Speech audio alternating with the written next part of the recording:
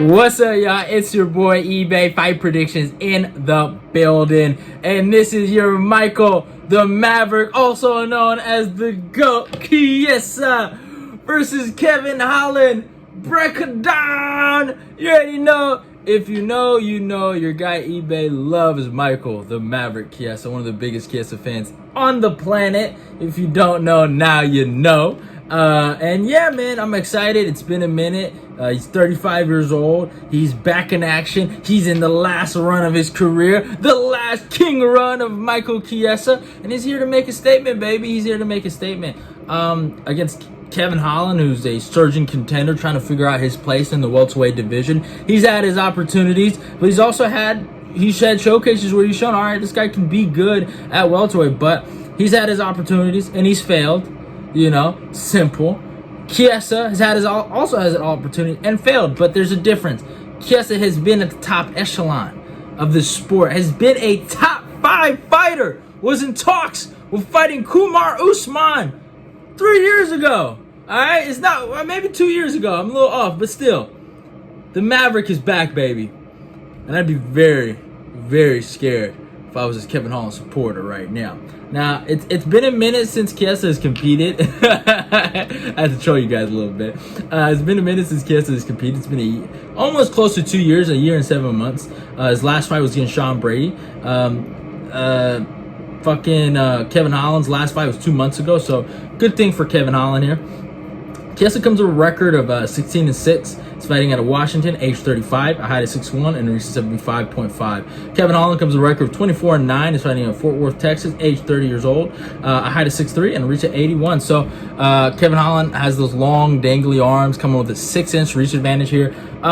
Does Kevin have some advantages coming into this matchup? His length, his size, his striking, and his activity. Kevin's an active guy, and obviously we've seen with Chiesa, he hasn't been active. And that's not the greatest thing in the world you want when you're coming up for a fight in like almost 2 years, fighting a guy that's super active, who's super good, and is a good fighter, you know? But stylistically, when I look at the matchup, I mean, both guys can be each other's kryptonite. Obviously, Kevin Holland can go out there and really spark Michael Chiesa. Has Chiesa been knocked out flat out? No, he has not really suffered that fate. But can Kevin Holland be that guy to give it to him? Yeah. But if we talk about Kevin Holland, I mean, it's an interesting guy. He's up and down. Sometimes he looks really, really good, and sometimes he looks really, really bad. But I mean, Holland, he kind of took the world by storm. Obviously, he had his fights against, Thiago Santos, right, where he gave Thiago somewhat of a decent fight, a competitive fight. He fought John Phillips, GM3, DeChirico. Then he fought the GOAT, another GOAT, Brendan Allen. And you see this theme, right? It's the guys that can control him, give him some of the biggest issues, and Brendan Allen was able to get that rear naked choke in the second round and got the victory. But after the Brendan Allen fight, I mean, he went on an insane 5-fight win streak, fucking killed it in 2020. 2020 was his year. Knocked out in a win that's really aged well for him. Anthony Fluffy Hernandez, knees to the body, got him out of there. Knocked out Joaquin Buckley, beat Darren Stewart in a very close competitive decision. Beat Charlie Ontiveros, and then capped it off by knocking out Jacare Souza. But after that, in 2021, he did not have the best luck. He didn't get one win in 2021. It took him a whole year to get a win. So he lost a fight to Derek Brunson, which I told y'all that the GOAT, another GOAT, maybe retired GOAT, Blonde Brunson, was going to beat that man, and he did it. That was a big win for Brunson. I remember a lot of people were like, Kevin Holland this, Kevin Holland that, and Brunson shut up the doubters, and he exposed the lack of wrestling, the lack of defensive wrestling, and the lack of urgency to get up, and that's been Kevin Holland's biggest issue. He fought Marvin Vettori, same kind of issue, no urgency to get up, lack of takedown defense, bad fundamentals. He was letting guys grab him, or not grab him, but get their grips going, gable grips, getting around his waist and just getting these double legs for free, and he wasn't doing anything to stop them from basically initiating a double leg. He wasn't doing any of the right things, and that's what led to his loss. And then, obviously he made the move down. Oh no, he had the Kyle Dawkins fight where he got stunned by the headbutt. And then he made his move down to welterweight, and he fought some strikers in Alex Oliveira and Tim Means, right? And then he did pretty well against them. It was pretty much stand-up fights. He ended up beating them. So, and Holland he's so long, he's so athletic, and it's his athleticism that doesn't get enough credit. I feel like he's a pure athlete, and he's getting better as a technical striker. So every day I see him, he gets better and better. But the guy he's long and he's a freak, man. He's a legit freak. The guy, man, he's an athlete and he's still young. So you can see that his athleticism can get him out of certain situations and win these kind of, like, I wouldn't say low-level fights, but fights against guys like Tim Means and Alex Oliveira. He's the better athlete. Fought Khamzat Chimaev, got completely mauled and destroyed in one round. Then he fought Stephen Thompson. And this was the fight where even I had felt like Thompson was probably going to win this fight. Did I think Kevin had a chance to go win this if he actually wrestled? Probably. But he decided to go stand up with one of the better stand-up guys in the game. And they stopped the fight in the fourth round. It was a beatdown of a century. And Holland had his moments in the first round. Power, his athleticism. But again, it's his athleticism that can take him places. But at the end of the day, you still need to be technical. You can't just be an athlete and expect not to be technical and expect to make it to the top of this sport. And Thompson taught him a lesson, and yeah, and it's a lesson he learned, and obviously he carried it out to the Santiago Ponzinibbio fight, and I thought he looked good. He looked more technical here. He looked more measured. He looked like he was just, being more patient, waiting for his shots, and he was able to drop Ponzi and finish him. And I'm a big Ponzi guy, but Ponzi was just way too old, and probably his best win for Holland. So it was a good win for him. And yeah, so now he's been given a matchup against Chiesa. And one of the things, if you notice, Holland he's lost to a few strikers. Some strikers have beaten him, but one of his biggest issues and one of his biggest kryptonites has been the wrestler. And he really hasn't overcome the wrestler problem. He hasn't fought a really high-level wrestler and beaten them. If you've noticed, Chimaev, Derek Brunson, Marvin Vettori, Brendan Allen. And Brendan Allen's not a wrestler, but he's a good grappler. And that has been the kryptonite of Kevin Holland, is the good grappler. And what is Chiesa? A great grappler. Now, does Chiesa have his issues? Yeah, I'll be very critical of Chiesa here. I won't sugarcoat things. I'll be honest. This is a tough fight for him, and it is what it is. But Chiesa, he won tough, right? He has wins over James Vick and Aya Quinta, so he beat those guys. He was able to choke out Aya Quinta. He lost to Jorge Masvidal in a weird fight where he dropped Jorge and then he got submitted, and that's one of my issues with Chiesa. Chiesa is actually, I feel like, one of the better grapplers at 170 offensively. He really is. Offensively, when he gets on you, he gets on your back, he's a fucking problem. But his biggest issue and his biggest problem is defensively. He's a really horrible defensive grappler in certain situations. So when it comes to Darce chokes and just chokes in general, he just doesn't do the right things. And I like it when Chiesa is in a flow state, and I'll talk about it in his Neil Magny fight and his other fights where he showcased that. When he's flowing and he's moving around and looking for takedowns, and he gets the takedowns, and he's passing your guard with just like butter. He's at his best. But when he's forcing things and when he's on his back, he's like a fish out of water. It's the weirdest thing in the world to me. He has a loss to Joe Lozon based on cuts. Then he won a good win streak over Jim Miller, Mitch Clark, and then Beneil Dariush, where he submitted Jim Miller and Beneil in the second round via rear naked choke. And you see both those guys are good grapplers. And the Benny Dariush victory aged pretty well for him. But yeah, like, that's the thing, when he's on top of you, he's a fucking problem. But so let's talk about these fights right here. Back-to-back losses, Kevin Lee and Anthony Pettis. I do not know what happened here.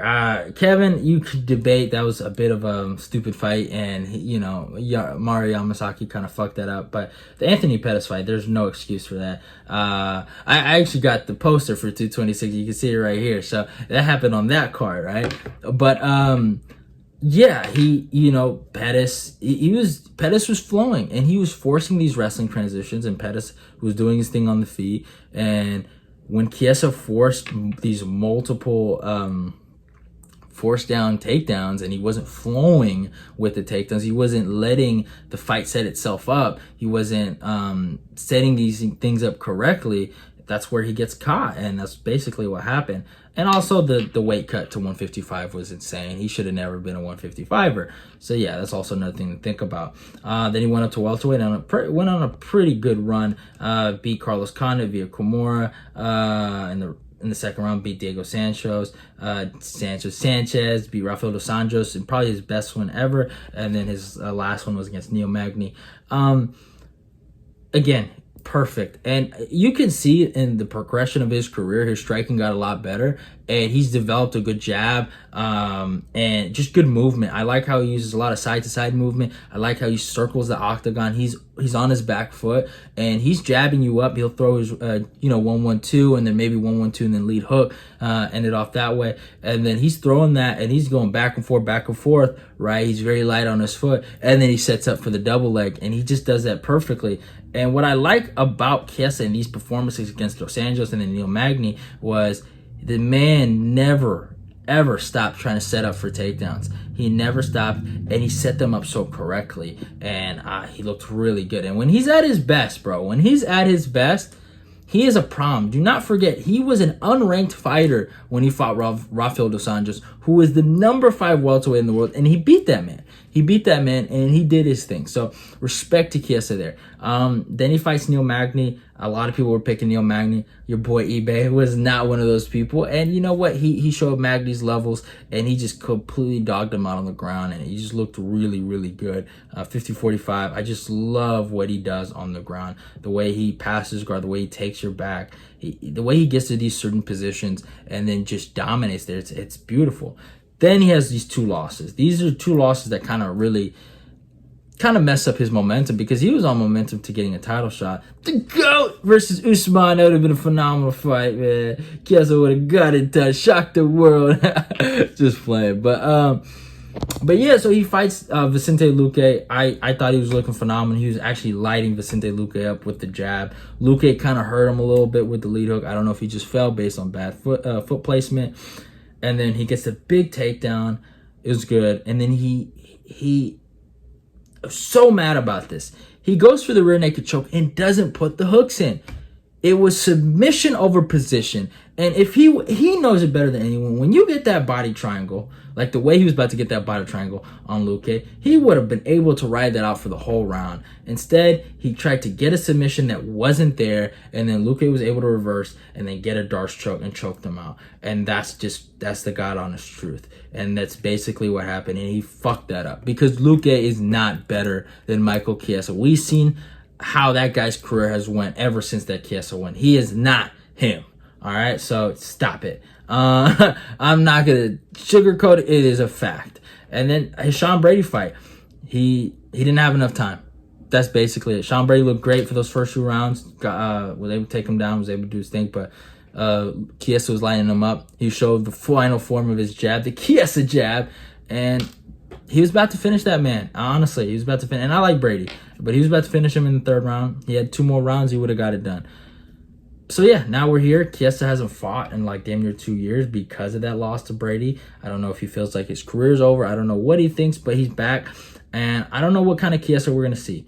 Activity is a big thing going into this matchup. It's a tough fight. But with my birthday wish, y'all. With my birthday wish, because this is eBay Fight Predictions birthday week, baby. We are praying. We are praying for a Chiesa victory. Chiesa's my guy, so I'm gonna be a little biased here. Do I think there's a chance Kevin Holland might even sub him? There's a good chance of even that. But do I think Kevin Holland can really win this fight? Yeah. But one thing about Chiesa is he doesn't get hit a lot. His chin is still there. I know that. And Kevin Holland has not proven to me good takedown defense, and he needs to do that before I can pick him. And I think Chiesa gets it done. I'm going to be picking Chiesa by sub. Rear naked choke in the 2nd round. I got Michael the Maverick Chiesa via submission. I think we're going to see a fucking masterclass from Chiesa, and I think he wins this fight over Kevin Holland. And I might be alone on this. I think some people are rocking with Holland. 79% is rocking with Holland, but I think the Maverick makes his long-awaited return and shocks the world with the victory. So I got Chiesa getting it done via second round submission. But I hope you guys enjoyed the video. I love y'all, and goodbye. It's your boy eBay. UFC 291 is going to be lit, and can't wait to stream it with you guys. Hope you guys tune in for the stream. It's going to be a crazy night of fights. Love y'all, and goodbye.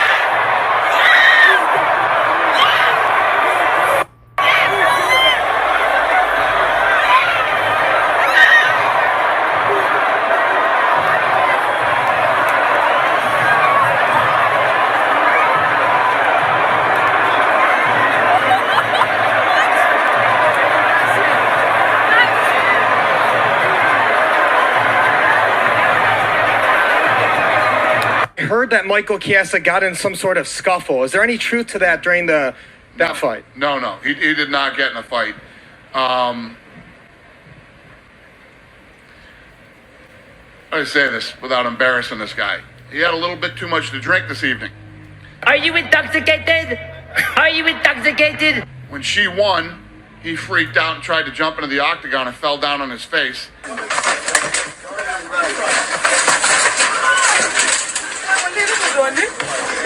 Cut his eye and busted his eye open.